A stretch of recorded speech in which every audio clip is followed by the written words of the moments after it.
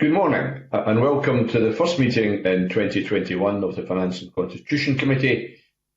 We have apologies this morning from Alistair Allen, and I welcome Gillian Martin to the meeting as his committee substitute.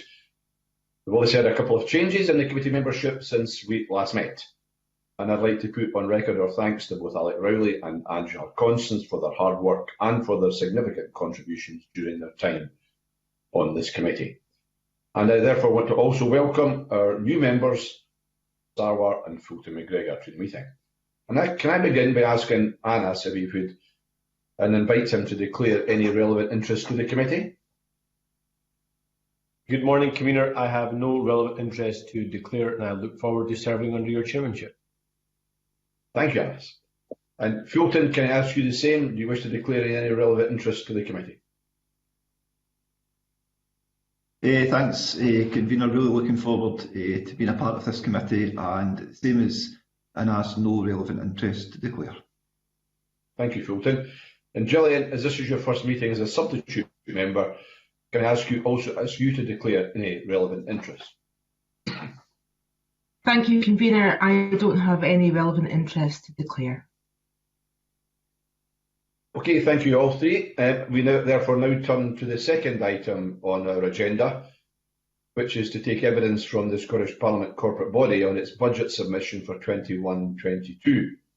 Now, I'll aim to draw this session to a close by the latest 10:45 or early if achievable, given that Chamber business begins at 11 a.m. this morning. And we're joined for this item this morning by Liam MacArthur, MSP, David McGill, who's the Chief Executive, Sarah Glass, who's the Group Head of Financial Governance, and Michelle Hegarty, who is the Assistant Chief Executive. And I warmly welcome all of our witnesses to the meeting. And can I invite Liam MacArthur to make a brief opening statement? Liam, over to you. Thanks very much, Convener. Good morning to you and the committee. I think with Anas, Fulton and Gillian's presence here, I'm almost feeling like a Finance Committee veteran myself by comparison. But anyway, a Happy New Year to all of you. Last time I was before the committee, just over a year ago, I advised that the SPCB was continuing to take a prudent approach to financial planning, consistent with our medium-term financial plan, which after a step change in investment to address Brexit earlier in the session, was to manage other pressures and uncertainties within our normal budget limits till the end of the current session. As the committee will appreciate, just a few short months following that, we faced the worldwide pandemic. As a result, it has been a year of unprecedented change for the Parliament, and the SPCB has had to undertake regular and significant reprioritisation decisions to ensure that the Parliament could continue to fulfil its vital constitutional role in a safe and sustainable way. As we near the end of the current financial year, we will have done so within our budget. However, this has had an impact on staffing, revenue and project budgets, and the ongoing pandemic has been a key consideration in how we've framed and shaped this submission looking forward. There are also other uncertainties and pressures which the SPCB has sought to address within its budget submission, and which I wish to briefly address, including Brexit scrutiny support, which I know has been a real concern to this committee, but also the review of the staff cost provision, election planning and office holders' costs. The proposed budget for 2021-22, excluding capital charges and non-cash items, represents a net 16.9% increase on the current financial year's budget. This is 8.4% higher than the indicative budget for 21-22 presented to the committee just over a year ago, and is primarily attributable to the review of staff cost provision and electoral commission costs.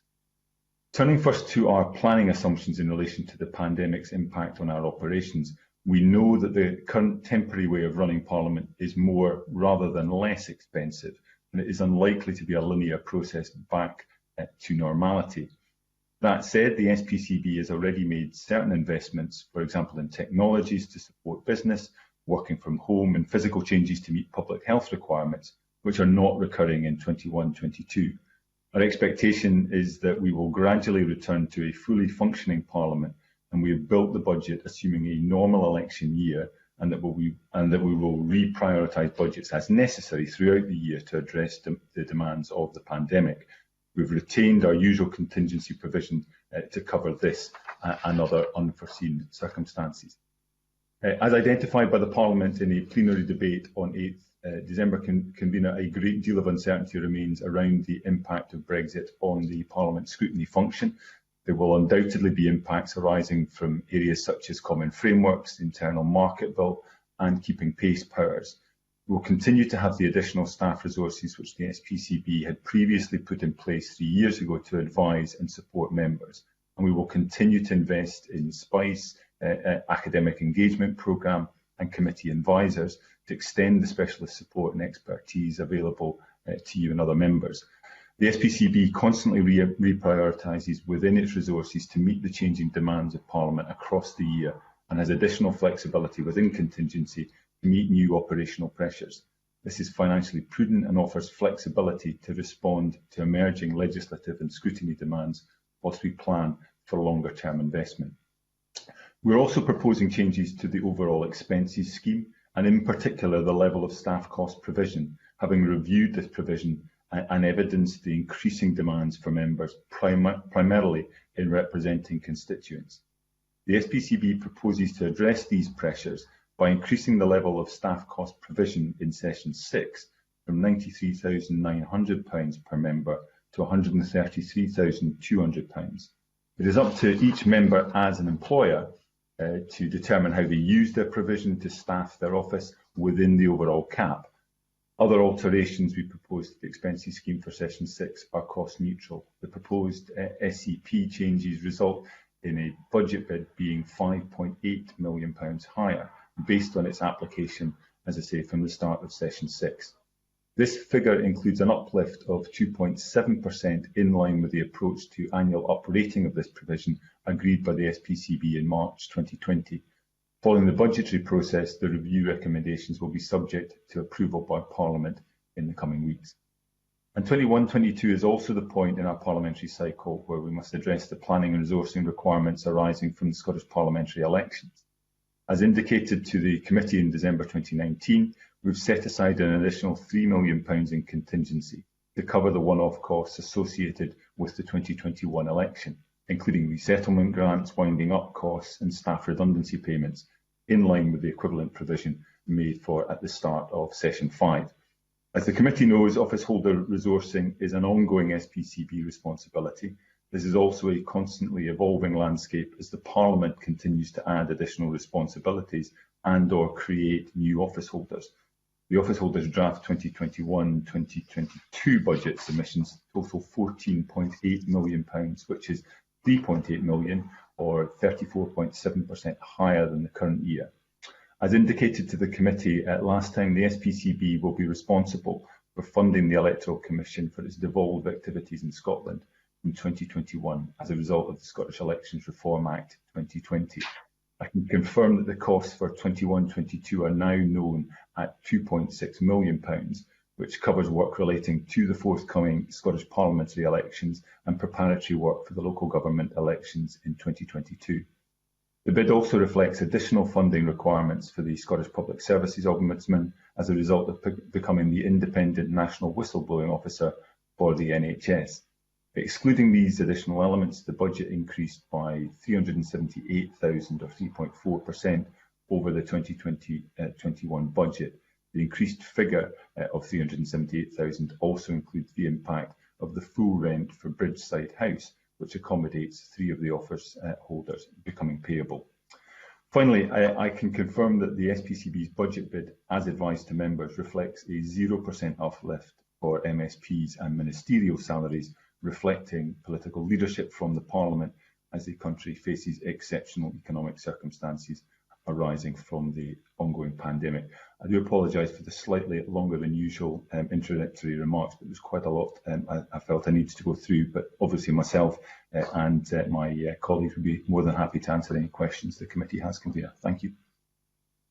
Thank you, Liam. That was actually a very useful opening to hear some of the detail and the way you provided it. Just before I ask a question, I think it would be probably appropriate on behalf of the committee to signal our own deep appreciation of the significant contribution and self-sacrificing sometimes made by the Parliament staff since the start of the pandemic, their initiatives, the and flexibility to enable the Parliament to work has been it's been quite magnificent, frankly. So I think we should pass that on to all staff who've been involved through this whole process. Liam, you'll be aware that the committee wrote to the presiding officer in his capacity as the chair of the corporate body following the committee debate on the impact of the Brexit on this Parliament's scrutiny functions and consultation with other committees. And in that letter, it stated that responses we received from other committees that were clear that greater scrutiny capacity within the existing committee structure will be needed to address the substantial increase in committee workloads arising from the impact of Brexit. And obviously, we'll consider the PO's response as part of our budget scrutiny next month. And you've already let us have some of your initial thoughts. But I wonder if you could go into more detail on these aspects about how the Parliament is responding. Well, listen, thank you for that, Convener, but thank you first of all for your comments in relation to I think the work carried out by SPCB staff over the last 9 to 10 months. I mean, it's not been easy for anyone, but like you say, I think the way in which they have responded to the challenge and the evolving nature of the challenge has been nothing short of magnificent, and I really do appreciate you putting that on record on behalf of yourself and committee colleagues. In relation to the resourcing you talk about, I mean, I think broadly this has been a busier Parliament than the previous Parliament. In a sense, that just follows, I think, a trend that we've seen since devolution. So session 5 has been a busier session in terms of committee business, in terms of plenary business, in terms of motions and questions, etc., just the activity of MSPs generally than session 4 was. And year 4 of session 5 has been busier than year 4 of session 4. Some of this may well be driven by Brexit, as you say, but generally that's a trend that we've seen, and the SPCB has had to respond to that. I think while it's undoubtedly the case, and I know this from my own experience within the Justice Committee, that some of the uncertainties or the issues thrown up by Brexit have proved very, very challenging in terms of managing workloads.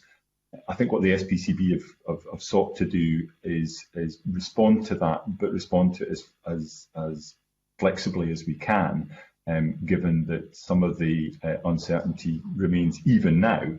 Had I been speaking to you before Christmas, we'd obviously still not been entirely clear what the deal or no deal in relation to Brexit was going to look like. I think even now that we know the deal that is before us, some of that uncertainty still remains. And I think what we're keen to try and do is make sure that primarily this committee, but members generally have access to the expertise they need. Across the board, I touched on some of the roles that have been created, the engagement that SPICE has through tapping into academic expertise, also the committees taking on of specialist advisors. And we will continue to keep that under review. I rather suspect my successors on the corporate body will be looking to make longer term decisions through the course of this year, and probably present to the Finance Committee at the end of this year with a little more certainty about some of those roles that maybe seem to be permanent requirements for the Parliament. But at the moment, I think the feeling is that with as much uncertainty as there is, we've committed to a further 2 years of keeping these people in roles, and hopefully that will meet the requirements for the time being. Okay, but before I go to Murdo, which I'll just do in a second, I think it would be helpful to have a breakdown of the additional resource is allocated to address the Brexit issues. And that could probably come in the letter we get by way of response from the presiding officer. I'm not expecting that at this exact moment. I'm sure the Chief Executive is hearing me suggest that, so as well as yourself. But with that, I'll hand over to Murdo. Murdo. Thank you, Convener. Good morning to Liam MacArthur. I wonder if I could pick up a point that you referred to in your opening comments, Liam, about MSPs and ministerial salaries, which you rightly said had been frozen in the coming year. I'm sure every MSP's had experience of being contacted daily by constituents who are losing their jobs or seeing their businesses fail, and it would have sent out entirely the wrong signal for MSPs in well-paid public sector jobs to be taking a pay rise at a time that many in the private sector are losing theirs. So I think that's something we would all agree with. But it's not just MSPs who are paid through the parliamentary budget. There are a host of others, including, of course, the office holders and commissioners and ombudsmen. And I know we now have 6 separate commissioners now, all of whom I believe are probably paid salaries more than the average MSP. And when I looked at the breakdown of the budget bit from the various commissioners and ombudsmen, all of them are projecting increases in staff budget. So I just welcome a little bit of clarity on this, because I would be extremely concerned if, while MSPs were leading and ministers were leading by example in taking a pay freeze, the commissioners were not following that lead. Thank you for that question, Murdo. I mean, just to confirm to the convener, we'd more than happy to provide the detail. I've got some of the posts laid out here, but I'll not delay the committee with that detail just now. I think Murdo Fraser very fairly, I think, summarises the debate that was took place within the SPCB around the case for a pay rise for MSPs and ministers in the current climate. I think there will always be those who would question the justification for any pay rise in any year, but I think the exceptional circumstances we've seen this year led us, I think, inevitably to the conclusion that this is the position that the corporate body needed to take without setting a precedent. I think in terms of the office holders, as I said previously, if you look at the budget for the office holders, if you strip away essentially what is the increase in the bid from last year, the £2.6 million for the electoral commission's responsibilities that have obviously shifted to Scottish Parliament responsibility and SPCB responsibility, and the uplift that's required now that the initial savings that were made on the co-location of 3 office holders at Bearside House. I think the office holders themselves are cognisant of the same issues that we're all wrestling with, and that there is a need to control costs as far as possible. I think some of those office holders, though, are subject to demands being somewhat unpredictable, and it being a sort of demand-driven service, if you like, and therefore being able to entirely control those costs is not straightforward, without risk of them not being able to fulfil their functions. But I think in that context, the uplift that we're seeing is explainable by, as I say, those 2 main chunks of additional expenditure, and I think what we're seeing is the Parliament either amending the role of existing office holders or bringing into being new office holders, which makes it very difficult to entirely sort of cap the costs that's incurred there. Okay, well, thank you, Mr. MacArthur. That's a very comprehensive answer, but I'm afraid doesn't actually address the point that I put to you. Because when I look at the actual breakdown that you've kindly provided of staff costs for each of the commissioners, all of them are showing increases from last year to this year in terms of staff costs. Now, it may be that there are perfectly legitimate reasons why staff costs are increasing. Perhaps they have increased workload and are having to take on additional staff. But the specific point I would like an answer to is, are the commissioners, who are very well paid, secure public servants, following the lead of MSPs and ministers in taking a pay freeze from this year to next, or are they not? I think I'll maybe bring in David McGill to respond specifically to that. But I mean, the point is that the SPCB will determine any uplift. The commissioners will have to, and office holders will have to put their bids into the corporate body, and we do and very often challenge those bids when they come in. I can think of a number of examples where in effect we've actually pushed back and rejected the bid for additional capacity where we don't feel it's been justified, or certainly justified on a permanent basis, if not on a temporary basis. But I'll maybe bring in David McGill to respond in more detail. David.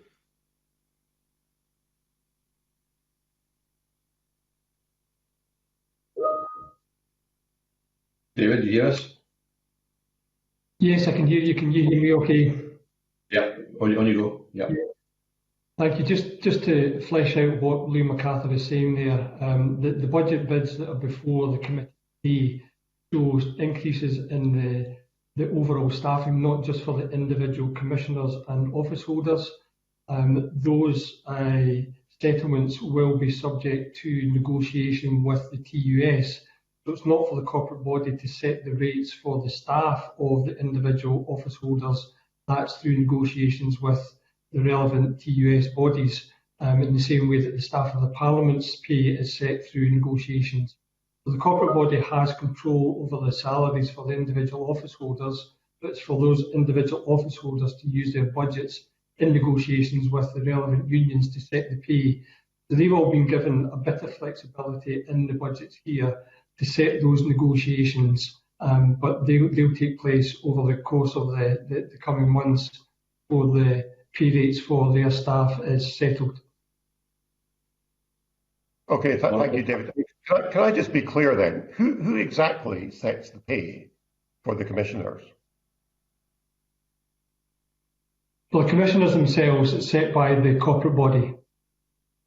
Right. So what stance is the corporate body taking in relation to the pay award for commissioners from last year to this year? The corporate body hasn't yet taken a stance on the pay for the individual, so that's still to be decided.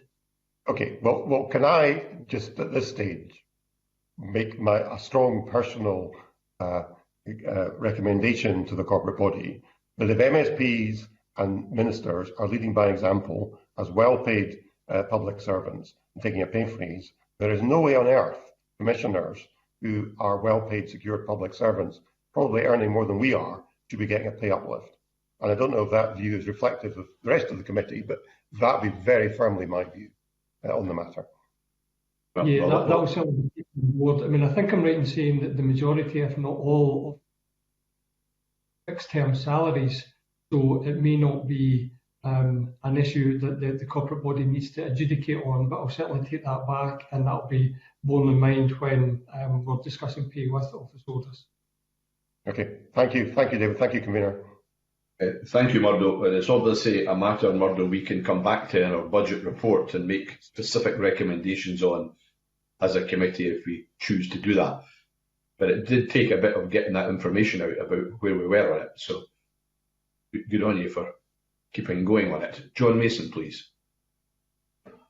Thanks, convener. And firstly, I support Murdo in what he was looking for in that session. It was said, Mr. McArthur, that MSPs face increasing demands, and I fully accept that. But I mean, the NHS and local government also face increasing demand. But the MSPs' staffing costs are being increased from 18 million to 25 million, which is 32%. And I suspect the NHS and local government are not getting increases of 32%.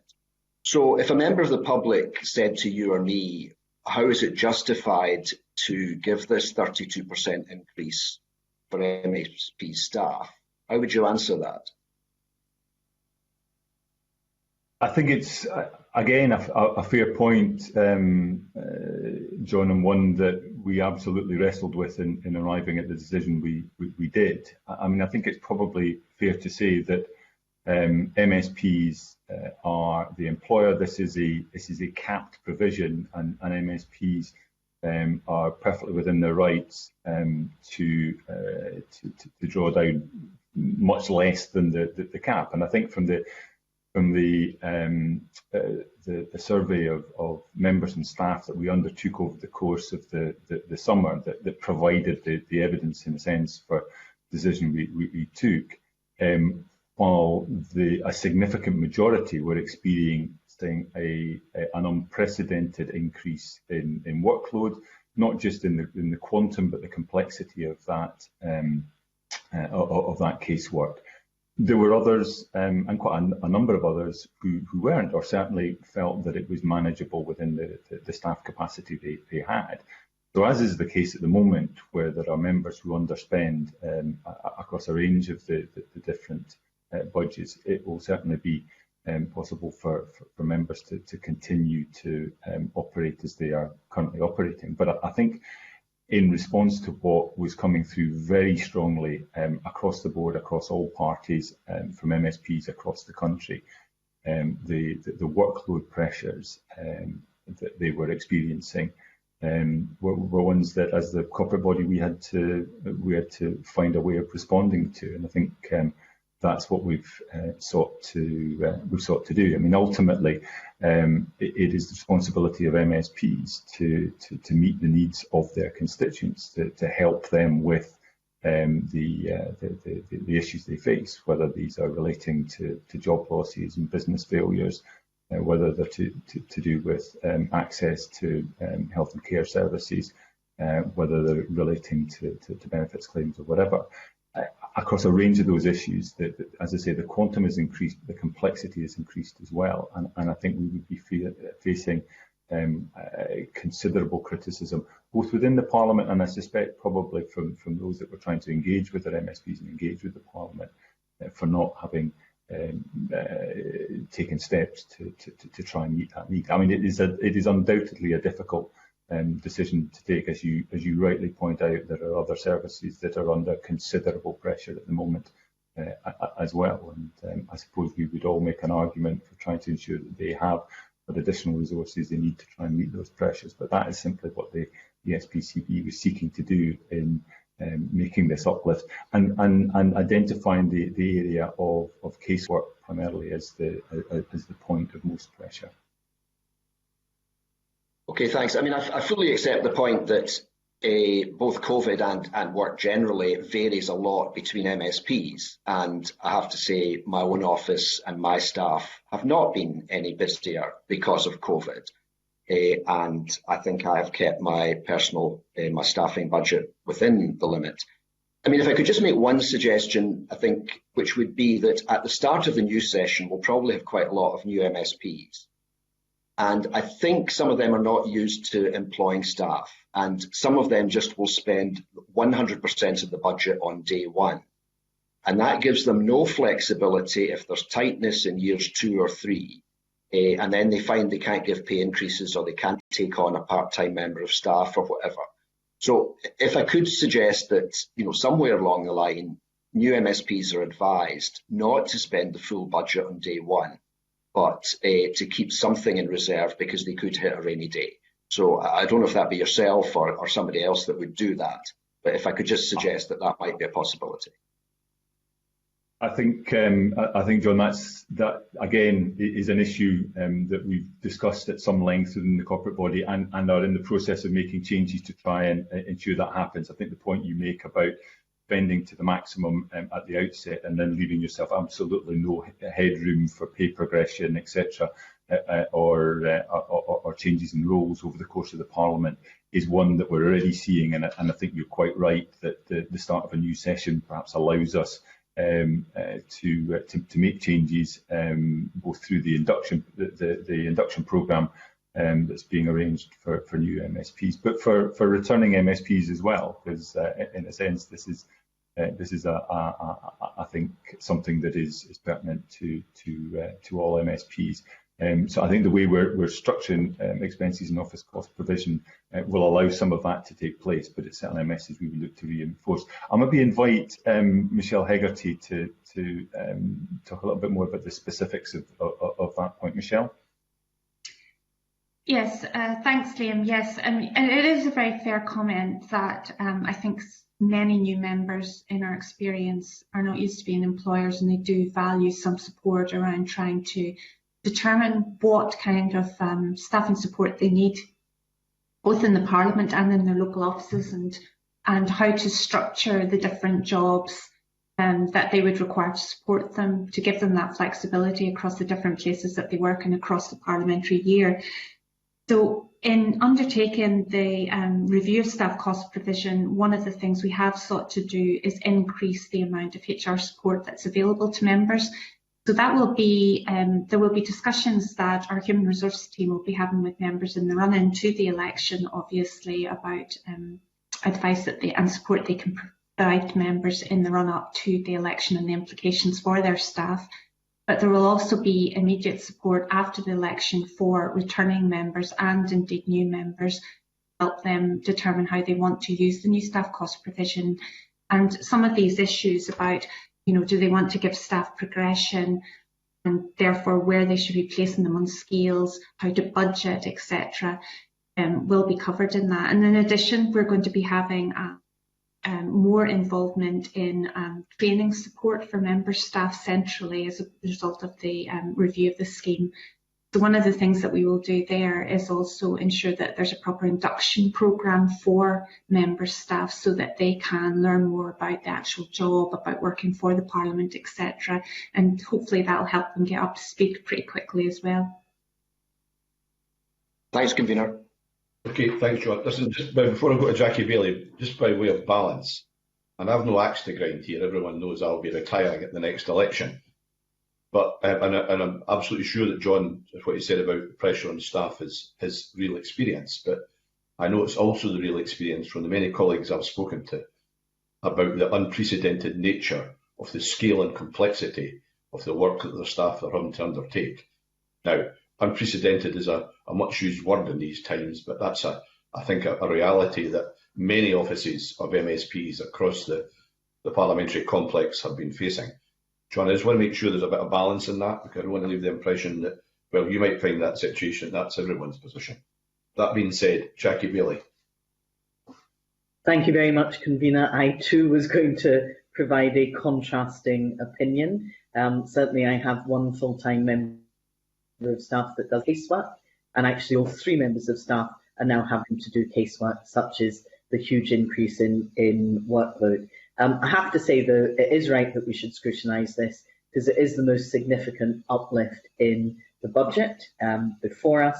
Can I therefore ask, in addition to the substantial increases in casework as a result of COVID, did you actually pick up that there was a general increase because the Scottish Parliament has assumed more responsibilities, and therefore even pre-COVID there was pressure on our offices? And can I also ask, is it the assumption that this will enable parliamentary offices to employ 1 additional member of staff?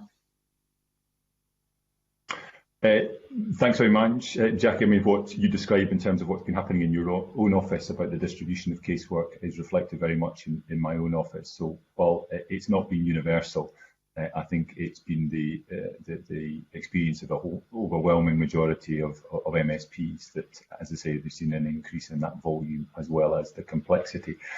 In terms of the expectation, I mean, ultimately it's the MSPs as employers to determine the staffing makeup within their offices, and that varies at the current time, and I would fully expect that to continue to be the case in terms of different roles and in terms of where those individuals are based, either in Parliament or in constituency or regional offices. And it's absolutely right that MSPs take those decisions they're best placed. But I think in terms of making the argument for what is undoubtedly a significant increase in the budget, we need to base that on evidence, and the pressure undoubtedly that we were seeing was in relation to casework, driven over the last 10 months or so by COVID, certainly. But as I said in response to the convener initially, we were already seeing an increase in the activity within this Parliament compared to the previous Parliament, and therefore, in a sense, those workload pressures, undoubtedly driven by the expanding powers of the Parliament, was one that the corporate body has been seeking to address on an ongoing basis. So we've made changes to expenses provisions. This is a substantive change to the staff cost provision that in a sense the corporate body looks to undertake these reviews leading into the next new session to allow that to be accommodated. But ultimately the decision about the extent to which any member uses the full allocation that is available and how they use it is really a matter for them. And as Michelle was saying previously, particularly for new members, I think providing some advice about how they might go about this. It takes time, as colleagues in the committee will know, to recruit staff and to get them trained up. So that process will not happen immediately after the election. It will happen over a number of months. So the support needs to be in place there to help with that process. And ultimately, though, it will be MSPs that will take those decisions as they see fit. Thank you very much, Convener. Thank you, Jackie. Alexander Burnett, please. Thank you very much, Convener. My question is in the same place. Yeah, most people will be pretty shocked at the overall request for 17% in the budget. As you've pointed out, most of it does come in the staff cost provision. I've absolutely no issue at all, or no question at all over normal pay progression and salary increases covering inflation. And can I just echo the comments of a convener in his opening remarks about the work and how well they've done, parliamentary staff, particularly over the last 12 months. My question is more in line with what Jackie Bailey was asking around this provision of an extra staff member for caseworker and what actual detailed analysis you've done to reach that conclusion. I'm sure many of us have all experienced more cases, more complex cases, but have you actually done any analysis into why these are occurring? What types of case? Are they all Scottish Parliament cases? We have a lot of council issues as well. There are big differences between the casework for constituency MSPs and regional or list MSPs. I think there was a university study done in the last 12 months which did ask questions and produced a report to that effect, which I think showed constituencies had a sort of fourfold workload. Is there any analysis in terms of why there is more casework coming to MSPs, and is this as a result of reductions to other bodies which provided assistance, citizens advice bureaus and the like? So, are you saying that the analysis you've done is just to ask MSPs, are they busy with casework, and reach this conclusion, or has there actually been any full analysis of why this is the case?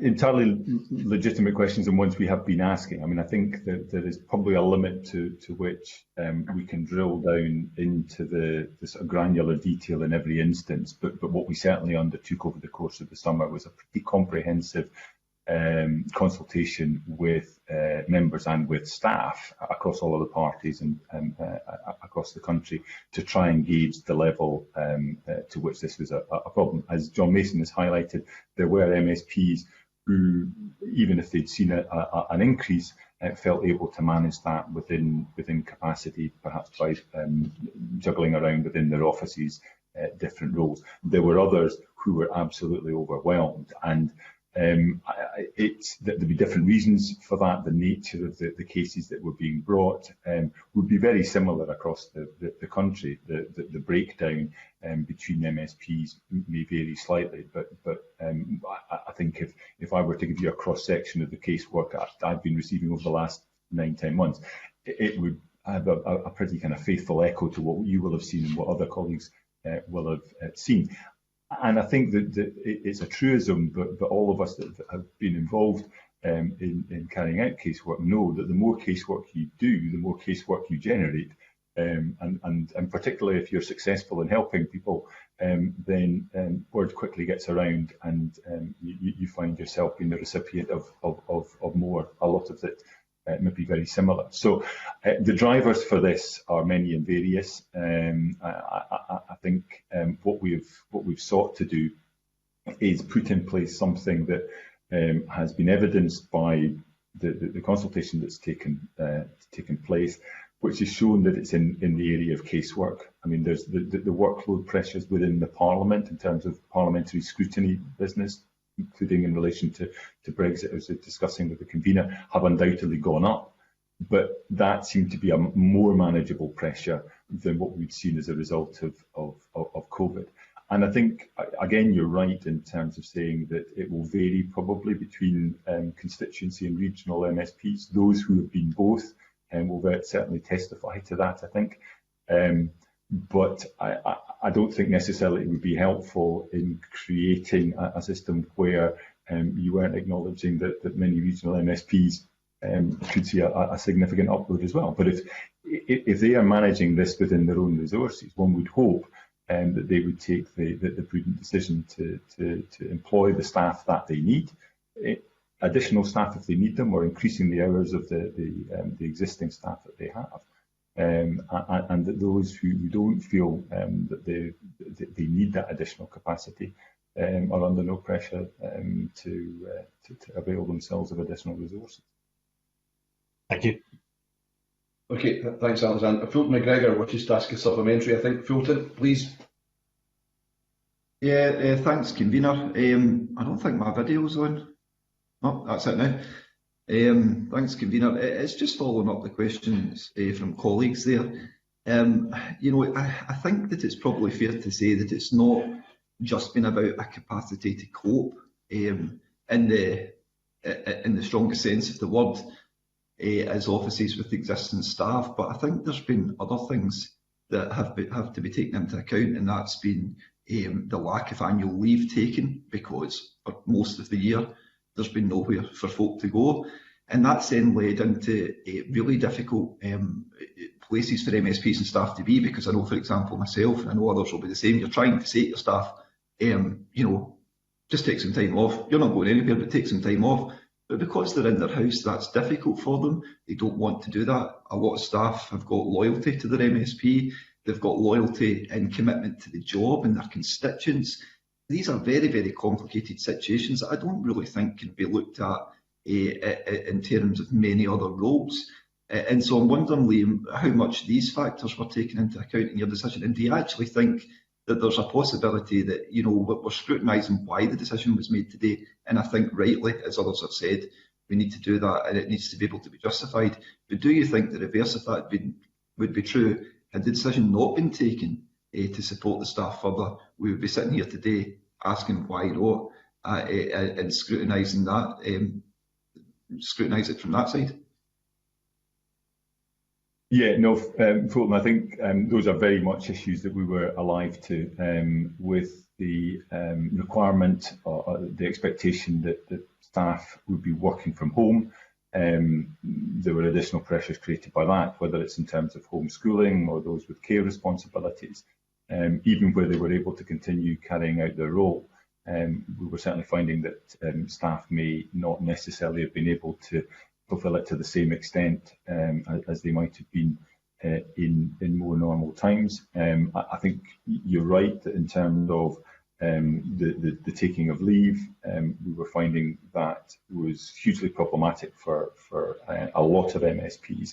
The fact that you can't go away on the holiday you had planned, though, isn't a reason for not taking leave. And I know from experience in my own office, it is difficult to persuade staff members sometimes that it's not disloyal, they're not leaving you in the lurch by not taking leave. In fact, looking after their own well-being, taking a break from the workload they're dealing with is the best way of ensuring that they can come back refreshed and able to provide the assistance that you and constituents kind of need and expect in this time. So I know it's been a difficult balance for members to take. The corporate body obviously took the decision previously to, in a sense, via some of the underspend from travel and accommodation generally, to provide additional resources to members that needed it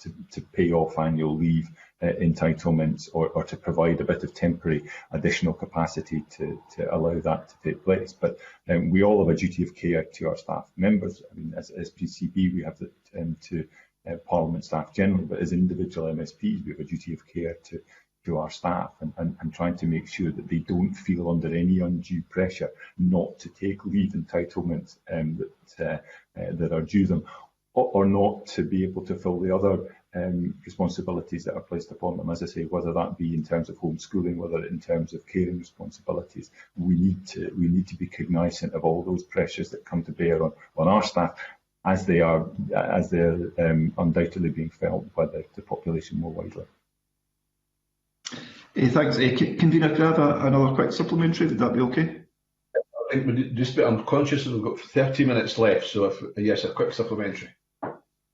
Oh, okay, thanks, Convener. Just following on from the last point, I agree with the answers that Liam McArthur's given there, and that's why I agree with the uplift, and I think that it has been justified because it helps us to support to achieve all those aims. The other question was following on from Alexander Burnett's line of questioning, and apologies if I missed it, and it's probably not something that you'd be able to get, but was there any sort of comparison done between MSP offices and MP offices? Because I think that's actually a really interesting issue as well. Anything that I've got is obviously just anecdotal, but and speaking amongst colleagues from all different parties. But is that anything that the corporate body took into account?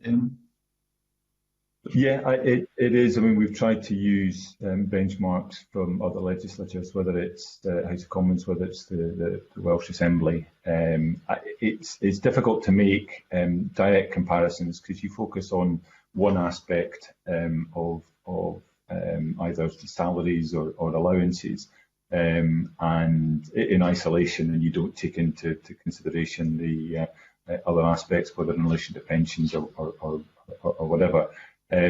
So what we've tried to do is look at those benchmarks, but actually, as I was saying to Alexander Burnett, trying to evidence what we've seen by way of workload. The last change to the staff cost provision brought in these general bands and job descriptions to try and provide a degree of consistency across the Parliament in terms of the functions and the roles that were being performed and the salaries that were being paid in accordance with that. This is the latest sort of iteration of that, if you like, recognising that the expanded workload is likely to remain a feature, and MSPs need to be resourced to deal with that. So yeah, we've tried to reflect on other legislatures, but always with a bit of a kind of health warning that direct comparisons of one aspect without taking into consideration other aspects can be a bit misleading at times. Thank you. Patrick Harvey, please.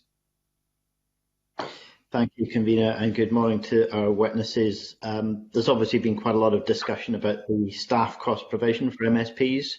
I wanted to ask about the relationship between that and the office cost provision. MSPs, if they have larger staff teams in the next session, obviously can't choose to take on more space in the Parliament building. There are already parts of the country where it's difficult to rent an adequate office within the budget available to meet the existing needs of MSPs' local staff teams. And that may be an additional pressure if we're asking MSPs to locate an extra member of staff within their local teams. On the flip side, it may be that newly elected members decide, I'm not going to bother opening an office in May or June. I'll give it a few months and see what happens with the coronavirus restrictions and whether people will still be working from home. They may want to use their office cost provision, for example, to meet staff members' broadband or other costs. So what assumptions is the corporate body working to about the impact of the office cost provisions, either in the first few months of the setup phase for new MSPs and their new staff, or as we see the coronavirus restrictions through over the coming months? I'm tempted to accuse Patrick Harvey of having eavesdropped on the SPCB's most recent meetings. I mean, this is absolutely fundamental.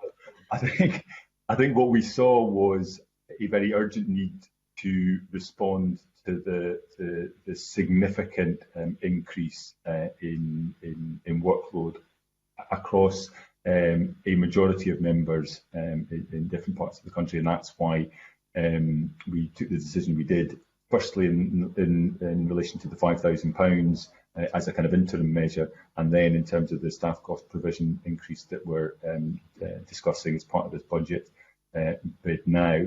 But we've acknowledged that there are knock-on implications for potentially for office cost provisions, and that is in a sense baked into the bid for next year and a process for trying to work through those, because at the moment they're unknowable. The examples that you've used, Patrick, in terms of decisions that individual MSPs might take are, I think, illustrate the difficulty in just nailing down what the consequences of this are likely to be. But we're certainly very cognizant of the fact that if you increase a staffing resource in a parliament building that can often feel quite constrained in terms of the space that's available, that gives rise to potential problems.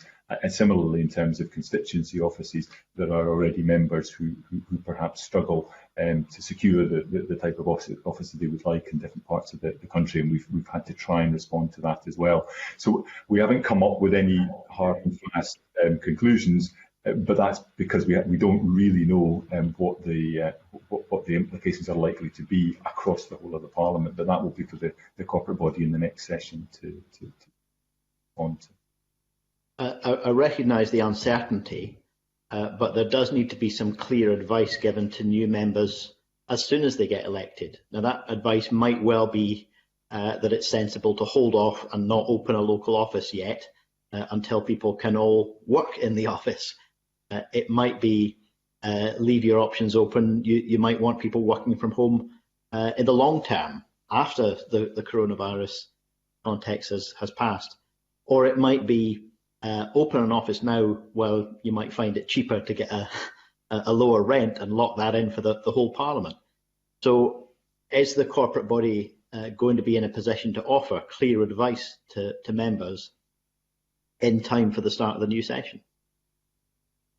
I think that's the intention as part of the induction. I think this is what Michelle was talking about earlier, and this would be part of the advice, that rushing to take these decisions, as we've seen in this session and previous sessions, can often lead to MSPs getting locked into agreements that they really rather wish they hadn't. So certainly that will be part of the process. There may be examples of where it's beneficial because of the rent costs that are available at that time. But if you aren't allowed constituents into the offices, if there's still an expectation at that point that staff will work from home, then it does look like it's a bit of a sunk cost for no real benefit at that point. I don't know whether Michelle had anything else she wanted to add to that response. Michelle? Yes, I'll just come in on that to say that, Patrick, there was a wider review of expenses done. Again, what we usually do towards the end of any session of Parliament, and that was actually published to members earlier on last year before we undertook the staff cost provision review. And as a result of that, the intention was to move to amalgamate some of the different provisions within the expenses review and to move to an office cost provision and an engagement provision. And there is going to be increased flexibility within those, so that at certain points in the year within the overall capped amount, members can wire money from one to the other. So, for example, if you felt that you needed to spend more on your property costs, that would be feasible, that flexibility is feasible under the new expenses review provision. Or similarly, if you wanted to spend more on the engagement aspects, you could do that, and there would be points in the year where you could do that. So that gives additional flexibility to members on office cost provision. In addition to that, there has always been an ability to, by exception, go to the corporate body if you're struggling to be able to rent an office in a certain location. And that is retained, although we've slightly changed it away from a percentage to a small set amount, that by exception members can also go to the corporate body and request if they're struggling to rent an office in a certain location that meets their needs. And we're going to do more to promote that provision, because one of the things we found in the expenses review was that a lot of members didn't realise that that flexibility via the corporate body existed.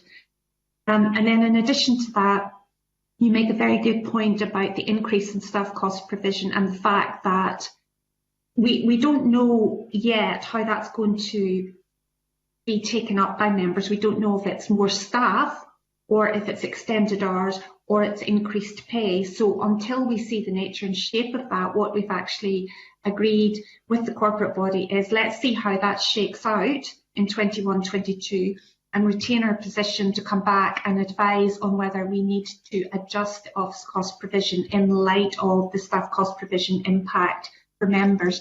And the last thing I would say is pick up on your point and Liam's point that working from home, we know, is likely to be one of those things which continues in some shape or form post the current working environment, which has been forced upon us because of COVID, that investment in infrastructure and support and training and capability to get people able to work from home, there could be upsides to that and increased flexibility going forward. And we would expect that member staff may also desire to do that, as indeed Parliament staff, where that can be accommodated within the business.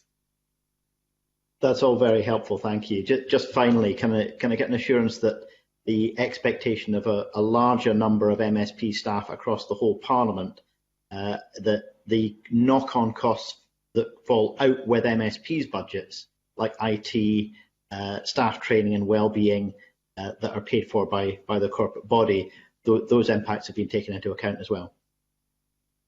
Absolutely. I think what we're seeing is a more efficient way of carrying out that training, and in terms of IT costs, moving more to a cloud-based system to access anywhere, anytime, is something that's already underway and will continue. It's allowed us to bring down costs, but also I think allowing us, as you rightly say, Patrick, to respond more effectively to the demands of MSPs and their staff for those sorts of supports. Thank you very much. Right, thanks, Patrick. We've just got over 15 minutes left, so Gillian Martin, please.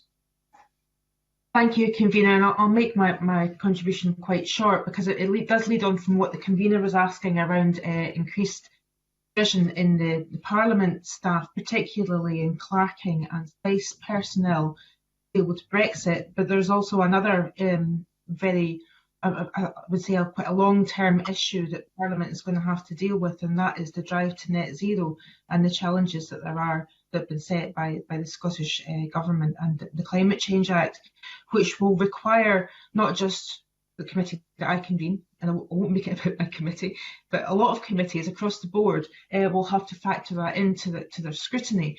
And as it stands, there's probably quite limited personnel in terms of their expertise in space, because it's traditionally just been maybe one or two committees that have dealt with that aspect of things, but that might have to widen out if we are to scrutinise these goals properly.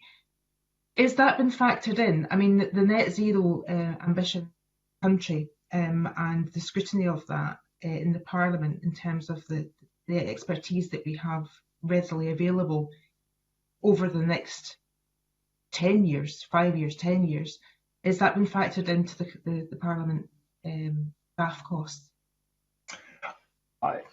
Thank you, Gillian. I mean, it's an excellent question. We've obviously had an opportunity as an SPCB to engage with a CLARE committee on some initial thinking around this, but I think it's fair to say it's still at a very initial stage. I think we've been pleased with the progress we've made to date in terms of achieving the environmental objectives that we've set, but there is no doubt that what is to come is going to be considerably more challenging. It's going to require significant additional resource, both in terms of capital, but also in terms of resource, including expertise. And I think, going back to the response I gave to the convener earlier, the needs of the Parliament and of members in terms of expertise in a particular area around the Constitution and Brexit was absolutely compelling and remains so at the moment. But we don't really know over the next couple of years how and if that will shift. What we do know is that we're going to have to scale up the expertise that's available to the clearance successor committees, and indeed MSPs more generally, as well as to the Parliament as a whole, in trying to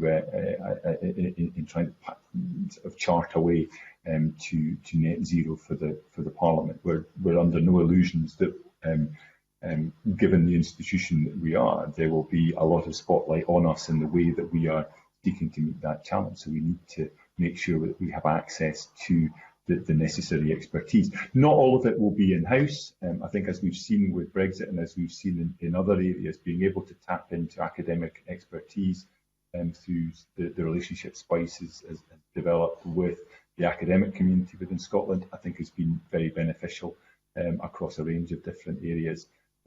But nevertheless, I think it's very clear that we are going to have to scale up clerking resource, SPICE resource, and resource across the Parliament in the way that we've done it in relation to Brexit to meet the challenge in relation to achieving net zero. There are two other things that I want to mention in relation to, I suppose, the current status that we have of being outside the EU, and that is that there's the Continuity Bill says we have to keep pace with what's happening in the EU in terms of standards, whether they be like environmental standards or whether they be workplace kind of employment law standards as well. But there's also significant powers in the UK government which will have an impact in devolved areas as well. So there's expertise required, almost like a watching brief on what's happening in the EU and what's happening in the UK government that might have an impact on it. I mean, that's something that's been factored in as well when you're looking at the expertise that's available to us in SPICE. And these are not things that I think are going to be short term. These are going to be long term things that might require, rather than just having academics brought in as and when, but having a permanent expertise there. Yeah, I mean, I think that's a fair point. I mean, it is though a little like the discussions we've been having in relation to the expertise needed to allow Parliament to perform its scrutiny functions in relation to Brexit. Determining how much of this is going to be an ongoing requirement, how much of it is going to require to be dealt with on a temporary or short-term basis is slightly difficult to gauge, because I rather suspect you could describe expertise in the environmental sphere very broadly, but actually what you need very often is highly specialised expertise in a particular aspect of environmental law that wouldn't be, I think, covered by a broader general expert on environmental law. So I think the difficulty is where you make the decision to make a role a permanent role, and lock in that resource to simply having an individual or a couple of individuals who perform those functions, as opposed to having people that are on shorter term contracts, maybe slightly longer, 3 or 4 years, but still are sort of time limited in terms of their functions. And I'm not sure we're clear yet on what that need is going to be. It's not therefore reflected in this budget, but undoubtedly will have to be in future SPCB budgets, which is why I think that the ongoing dialogue between the SPCB and the Clear Committee will be absolutely key in that respect. One final question, Convener, just around the contract situation within Parliament staff. You've alluded to the fact that there's some short-term contracts in there. Potentially people were maybe brought in for what we thought would be a short-term situation, but is actually becoming longer term, like, for example, EU exit and the implications there. Is there going to be a review over the people that have maybe got short-term contracts and maybe some people have been made permanent off the back of the situation within now? Yeah, that is an absolutely fair point. I think 3 years ago, the corporate body took the decision to scale up the expertise that we had available within the parliamentary staff over and above what was being accessed through other means. A review back in the summer, I think, made perfectly clear that was an ongoing need, and so was extended for a further 2 years. I appreciate that can be unsettling for those in those roles, even if they understand the rationale behind it. It is also an area of expertise that is going to be highly sought after at the moment, so recruiting and retaining to those roles is difficult. I think we absolutely understand that. And I think, as I said to the convener earlier, I would hope that the incoming SPCB may be in a position to advise the Successor Finance Constitution Committee in the next Parliament the extent to which some of those roles can be made more permanent, because we just know that that's going to be an ongoing requirement for MSPs and for the individual committees. Thank you very much. I appreciate that, Convener. That's me finished. Thanks, Gillian. Dean Lockhart, please. Thanks very much, Convener. I appreciate time is quite tight, so I'll keep this quite brief. Good morning, Liam. Thanks for joining us this morning. You said in your opening remarks that this has been the busiest session of Parliament since devolution in terms of legislation and other matters. And you'll remember we had a committee debate just before Christmas about the impact of further scrutiny powers coming to Parliament in the post-Brexit environment. And I think there is consensus that Parliament as a whole, across SPICE, legislative teams, committee clerks and in other areas, does require more resource. And I think on that I agree with what Gillian Martin said. Can you talk us through how the consultation exercise might work with MSPs if there is this broad consensus that more resource is required across these areas? It would be great to have full consultation with MSPs after the election in terms of what there might be differing views, but it would be very good for a full consultation and engagement exercise with MSPs so that the corporate body going forward has a full view of what MSPs think will be required in these areas. Some MSPs might think it's a temporary shift in terms of resource. My own view is I think we're looking at a step change in terms of the level of additional resource required. So it'd be good to get your thoughts. Obviously, it might not be for the current corporate body, but in the future, how extensive do you think that MSP consultation exercise should be? Thanks very much, Dean. Yes, I mean, I think I would entirely accept that that what we're seeing isn't just a sort of temporary blip. I think, as I say, what we've seen over successive sessions is an upward trend that is continued through this session, and I think every expectation is that it will continue on that trajectory going forward. I think the corporate body has benefited from the engagement that we've had with this committee, with Gillian's committee and other committees, because I think while I think the corporate body in the next session will be very keen to consult with members as widely as possible. I think if we see a large tranche of new members arriving in the Parliament, whether or not it's reasonable to expect them to have a 360-degree view of where the pressures are and what additional resource might be needed in terms of clerking or SPICE or whatever, maybe a bit unreasonable in the initial stages, certainly. Whereas the committees, I think, have a very clear understanding of where either where the gaps are or where additional capacity might be needed. So certainly that consultation will need to continue. It started, that the kind of review is ongoing. As I say, the extension of the Brexit support for an additional 2 years was made as a result of a review and a consultation with members. But I would hope that the incoming corporate body continues in that process.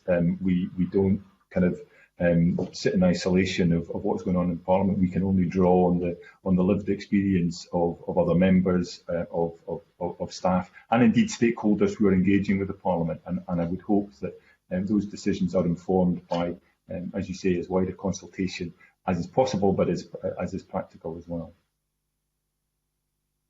Just one specific follow-up. Gillian Martin mentioned the ongoing work and research and support for climate change activities. We have COP26 taking place in November later this year, and if it goes ahead as planned, it's going to be a very significant event requiring a lot of support just across events and no doubt debates and other provisions. Has that been factored into the budget for this coming year in terms of support activities required for COP26? I think we're still in the early stages. I mean, yes is the general answer. I think in terms of the granular detail, that's still being worked through. I don't know whether Michelle has anything she can usefully add at this stage in terms of where that's at. Michelle? Sorry, Michelle, just wait a sec. Your microphone. Am I with you now? Yeah, you're with us now. Yeah. Okay, thank you. Yes, before the pandemic, we were obviously planning for the event that was going to take place at November last year, and that was going to involve significant engagement for members and potentially attendance at COP26 as well. It's taken a bit of time to understand how that's going to evolve and what will be happening in November this year. And plans are currently being developed, but we have made provision in the budget based on the fact that we had already evolved some plans. So that's included in our events budget, but we're still working through the detail of what's actually going to be happening on the ground in November, and indeed what can happen at Parliament as well. That's very helpful. Thank you both for those answers. Back to you, Convener. Thank you very much, Dean. Very grateful to you. That's the end of this evidence session today. So can I take the chance just to thank very, very much Liam MacArthur and the officers from the Parliament. It was quite a lot of detail going into that today, Liam, so we're very grateful. But given this is the last agenda item today, I now close this meeting of the Finance and Constitution Committee. Thank you very much.